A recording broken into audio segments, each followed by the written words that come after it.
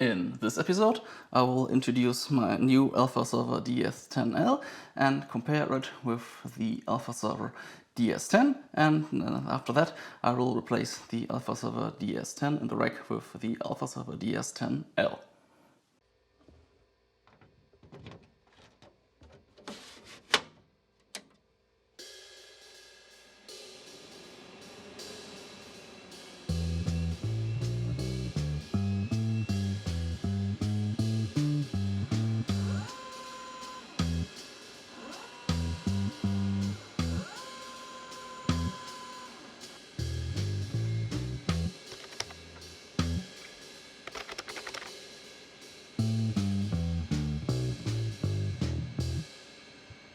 Hello viewers, welcome back to another episode, and today I want to introduce the new Alpha in my collection.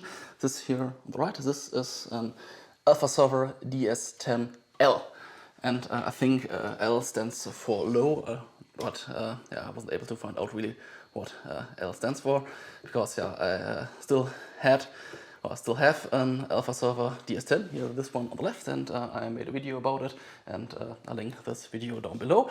But today I will compare this AlphaServer DS10 to the AlphaServer DS10L. And one main difference, you can see the AlphaServer DS10L is quite smaller, it's also lighter, so this is only 1 unit of high, and I think these are 3 units of high for the AlphaServer DS10. Compaq, it's Compaq because this system was released in I think April 2000, and this system was released in 1999. So this is a Compaq branded AlphaServer, so it's after the merger with Digital. And they wrote this is an entry-level system offering 64-bit computing with the Alpha processor. I think this is the smallest alpha ever built, but if you know some smaller alphas, yeah, you can leave a comment down below and say there were smaller alphas like this AlphaServer DS10L. And you can fit up to 40 of these into one rack. There's a picture in a document. There is a document about the technical description, and you can see there is on the right there is a picture of a lot of these machines stacked together in one rack. A difference between these two machines is also this is the 466 MHz version with the EV6 processor, and this one here on the left, my previous existing AlphaServer DS10 is a bit faster with the 617 MHz version with the EV67. And what I will do with the new Alpha, so the new Alpha will replace my old AlphaServer DS10 in the rack, so in the cluster as the voting member, and I will make the AlphaServer DS10 to an AlphaStation again. So I have here, this is the graphics card, this is an S3 Trio 64V Plus, and I will build in this graphics card back into the AlphaServer, and then we can use it as an AlphaStation again. So another difference you can see, here there is no CD-ROM and no floppy inside, but you can put a floppy and a CD inside from the outside. But there is no one, this is a smaller slim version of floppy, but the controls here on the front and the LEDs are quite the same. And here in the bigger AlphaServer DS10, they are standard sized CD-ROM and floppy devices. This is not the original CD-ROM device. The original CD-ROM device is over here. It needs some overhaul, but I think it will work again. And I found an interesting detail.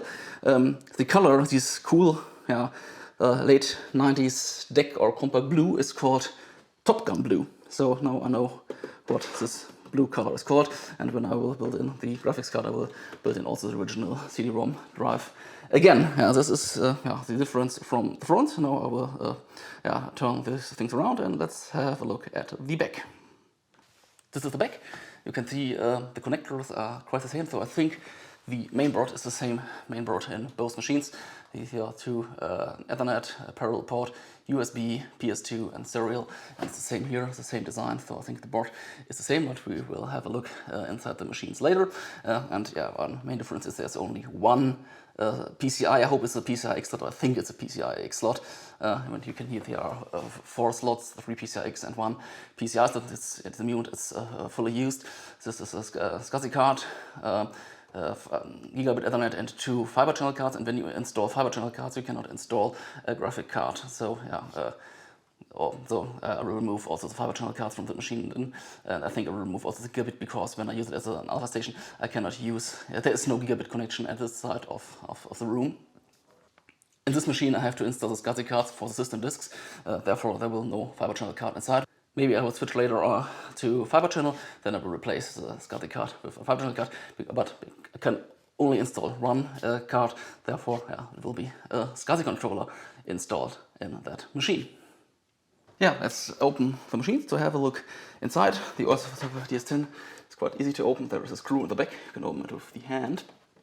So you don't need a screwdriver for that. Then you can remove the top part of the machine.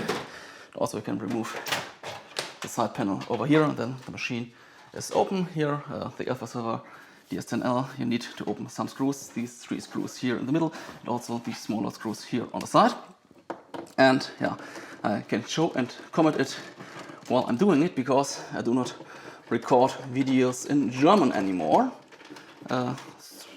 Quite several reasons. First reason is German channel has only 60 followers. This channel here, about 980 followers, so more people view the videos in my kind of English. Yeah, the screws won't open. I think I need a bit bigger screwdriver.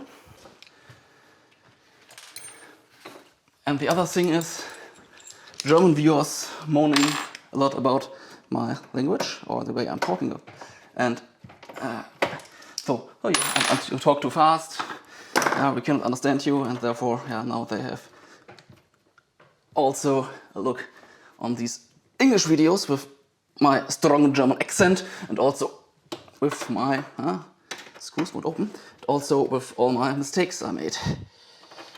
I know, it's because you cannot remove the screws, you have only turned them a bit, and then I think it's open. Yeah, then you can open it. Yeah. Therefore I can now comment and open things and do the videos a bit different like before, because I do not have record everything twice. So that's the reason why there will be no German videos soon, only these German accent and all the grammar mistakes made English videos. So now I've opened the machines, and let's compare it from the inside. So I switched the camera, and now we can have a look inside. And as I said before, I think the boards are quite equal, and you can see this is the same board, same main board. Only this card here on top is different, because this is higher, but I think this is the same machine. Okay, the cooler is cooler for 1 unit high chassis, and also a smaller power supply, but this is of course this is necessary for the smaller machine. But you can see here, this is the memory, and there will be also the 4 slots. But because the memory is too high, there is this board in 2 slots, and you can only install 2 memory slots, and it's quite interesting, because they are mirrored. So this board here on the right needs to put the memory to the right, and this board to the left, you need to put the memory to the left. So these are not the same boards, they are mirrored, and this is quite interesting, because now this is the way to install the memory. Nowadays in servers like in this height, the memories are smaller, so therefore you can put them in together, but I don't think I'm able to get suitable memory for that machine. This is small enough to install it without these memory adapters. Let's call it memory adapters. And here, in the bigger machine, you can install 4 memory modules.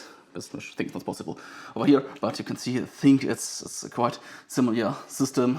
So let's have a closer look at the board. I think there is no real difference. This is just a smaller chassis. Yeah, I think this is the same. This is the same machine. So now I will change some components on both machines. And after that, I will install that system in my rack, and I will use that system as an AlphaStation DS10 again. SCSI controller is now installed in the AlphaServer DS10L. I've did also all the changes in the AlphaServer DS10, so now the original Top Gun blue CD-ROM device is installed again. Unfortunately, I do not have an original Top Gun blue floppy drive for the AlphaServer DS10. Then it would, I think it will look more pretty also with blue floppy drive. But now the original CD-ROM is installed, so it looks better than before with this darker DVD drive that was installed before. Here I've installed this SCSI controller as a KZPBA-CX to connect it to the StorageWorks array, which is over here. Here is the StorageWorks array with the system disks, and I will install it now here in the rack where the AlphaServer DS10 was before. There will be AlphaServer DS10L now with that hard drives on top. Now everything is at its place. The old AlphaServer DS10 has now its graphics cards again, and it will install a local OpenVMS instance on it at the moment, and then I can use it also as a local VMS machine. But I will try out also net booting later. But this is something for another episode.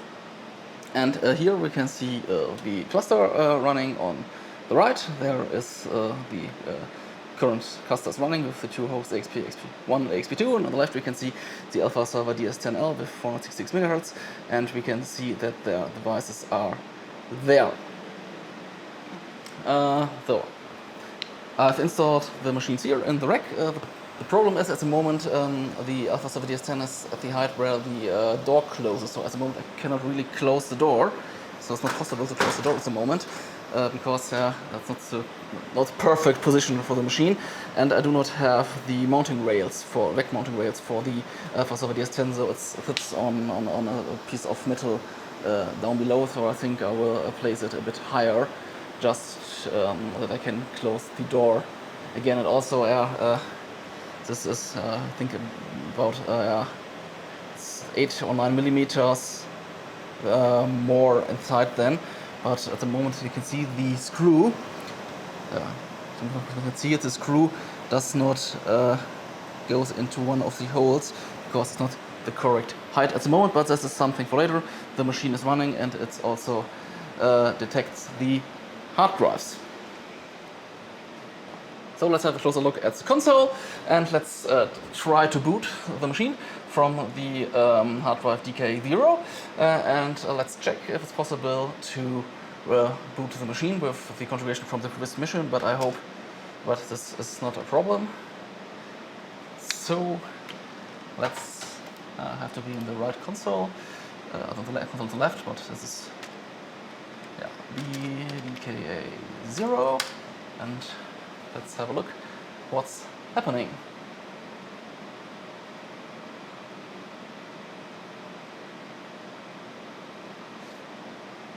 And there is OpenVMS Alpha Operation System version 8.3, and I think now I will have to enter date and time. And at the time, today is May the Force be with you, so it's Star Wars Day 25, and let's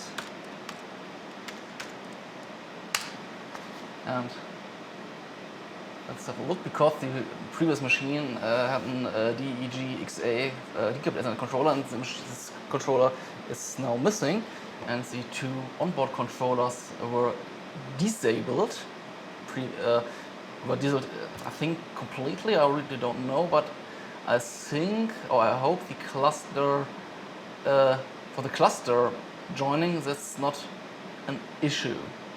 Otherwise, I have to restart the machine and disable the cluster membership first and reconfigure the network and then start it again.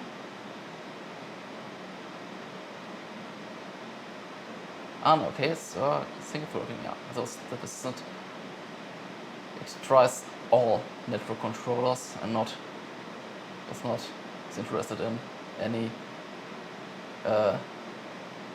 disabled network cards. Possible duplex mode mismatch condition detected.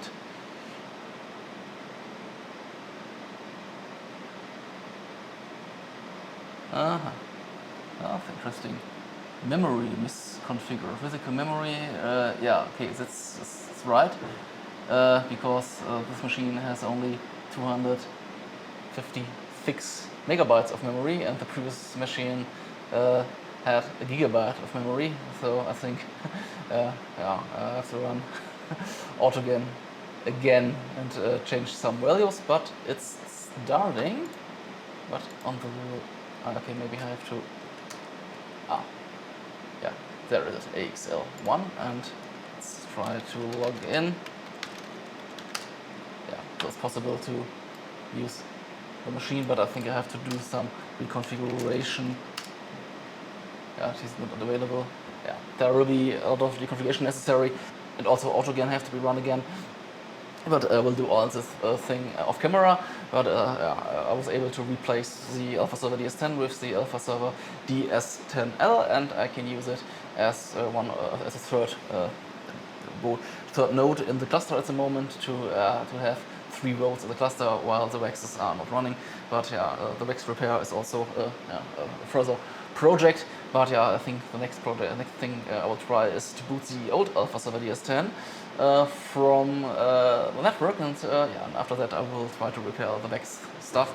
But I'm still waiting for some parts for the VEX power supply, and therefore there is no running VEX at the moment. And this is also the end of that video. I hope you found that interesting. You can leave comments down below, and you can also like this video and all that stuff, and see you in the next video.